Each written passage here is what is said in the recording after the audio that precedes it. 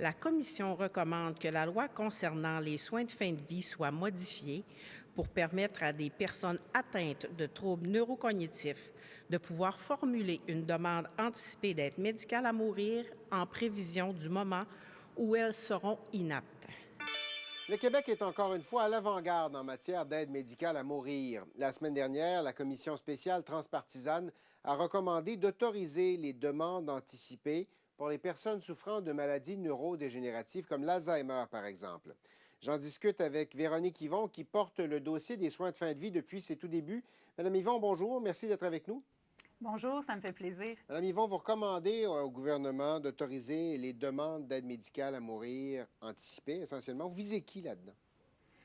On vise en fait les personnes qui ont un diagnostic de maladie neurocognitive dégénérative. On pense tous à la maladie d'Alzheimer, Ouais. à différentes formes de démence, à ces personnes qui, alors qu'elles sont toujours aptes, veulent avoir cette possibilité-là, cette espèce de sortie de secours si le pire devait survenir au stade avancé de leur maladie, avec des souffrances, avec un état de dégénérescence très avancé qu'elles ne voudraient pas vivre, qu'elles puissent donc avoir ce choix de garder une autonomie en demandant à l'avance que si certaines circonstances, manifestations médicales sont présentes, qu'elles puissent pouvoir bénéficier de l'aide médicale à mourir. Bon, vous impliquez là-dedans la notion de personne de confiance, essentiellement de la personne qui, quand le patient n'est plus en mesure d'exprimer que c'est le moment, il y a une personne de confiance qui le fait. Comment on fait pour savoir que c'est le moment? C'est une énorme question. En fait, deux choses pour répondre à votre question.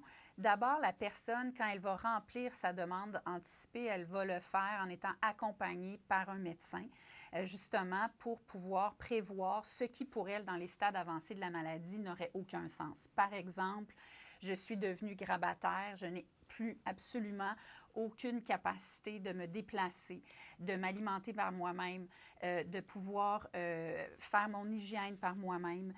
Je vis de l'anxiété, je suis crispée.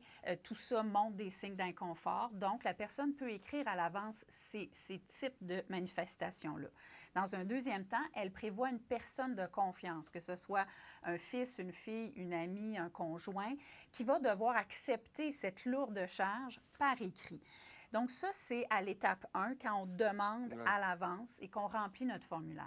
À l'étape 2, qui est le moment de dire est-ce qu'on est rendu au stade qui avait été prévu, bien là, la personne de confiance, elle n'est pas là pour consentir à la place de la personne. Elle est là essentiellement pour transmettre la volonté de la personne, pour être certain que quelqu'un agite le petit drapeau auprès de l'équipe soignante, dans un CHSLD par exemple, dans une équipe de soins, pour dire ma mère, là, elle avait demandé ça il y a 2 ou 3 ans. Je veux juste être sûre que là, vous regardez correctement sa demande. Je pense qu'on est rendu à ce qu'elle avait prévu. Et là, ça enclenche pas nécessairement l'administration de l'aide médicale à mourir, mais ça enclenche le traitement de la demande, l'évaluation avec les critères qui sont maintenus dans la loi, qui sont les mêmes qu'à l'heure actuelle. Déclin avancé et irréversible, maladie évidemment grave et incurable, souffrance constante, intolérable et qui ne peuvent être apaisées. Vous avez écarté l'idée d'ouvrir la porte aux personnes souffrant de maladies mentales. Pourquoi? Parce que du côté fédéral, cette notion-là, elle est sur la table. Vous l'avez vraiment, vous, écartée complètement.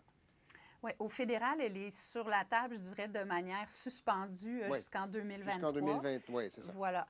Donc, on verra ce qui va se passer d'ici 2023. Nous, en fait, ce qui fait qu'on a décidé de miser sur la prudence et la retenue, c'est qu'il n'y a vraiment pas de consensus au sein du corps médical chez les psychiatres eux-mêmes sur la notion beaucoup du caractère incurable et irréversible, qui est un caractère pivot, central, pour pouvoir obtenir l'aide médicale à mourir. L'autre enjeu, évidemment, c'est qu'on n'est plus dans des maladies qui en elles-mêmes sont mortelles, contrairement à des maladies dégénératives, à des cancers, à des maladies physiques qui, on le sait, mènent à plus ou moins longue échéance à la mort, ce qui n'est pas du tout le cas. Donc, ça change le prisme d'analyse. Je vous dirais aussi qu'on n'a pas senti le même degré d'acceptabilité sociale du tout pour cette question-là. On a eu de larges consultations, y compris en ligne, plus de 3500 personnes qui nous ont écrit plus de 20 points d'écart dans le niveau de confort avec une telle ouverture. Donc, nous, comme élus, représentants de la population pour des débats aussi sensibles, on les fait aussi pour porter la voix de la population.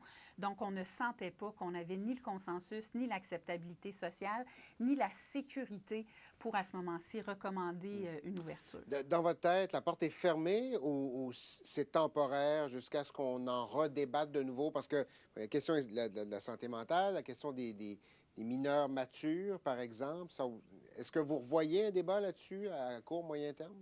Bien, moi, ce que je souhaite, c'est qu'on soit en dialogue constant sur ces enjeux-là sociaux extrêmement importants, complexes avec la population. C'est pour ça que moi, je me réjouis tellement qu'au Québec, on décide de prendre le taureau par les cornes et de faire ces débats-là avec les élus, à l'Assemblée nationale, avec la population, plutôt que d'attendre des décisions des tribunaux qui viennent trancher en blanc et noir sur des enjeux où il y a tellement de nuances à faire. Alors, c'est sûr que le dialogue va continuer, c'est certain, c'est souhaitable. Mais nous, je dois vous dire qu'à la lumière de tout ce qu'on a entendu là, depuis 8 mois qu'on a commencé nos travaux, on pense qu'on trace vraiment la ligne au bon endroit.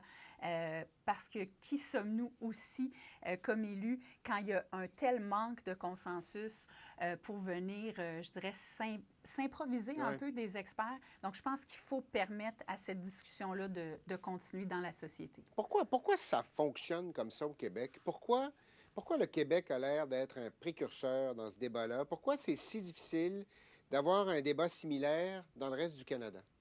Ça, il faudrait demander au reste du Canada. Mais moi, si j'avais un conseil à donner, c'est que je pense que le modèle québécois a vraiment fait ses preuves.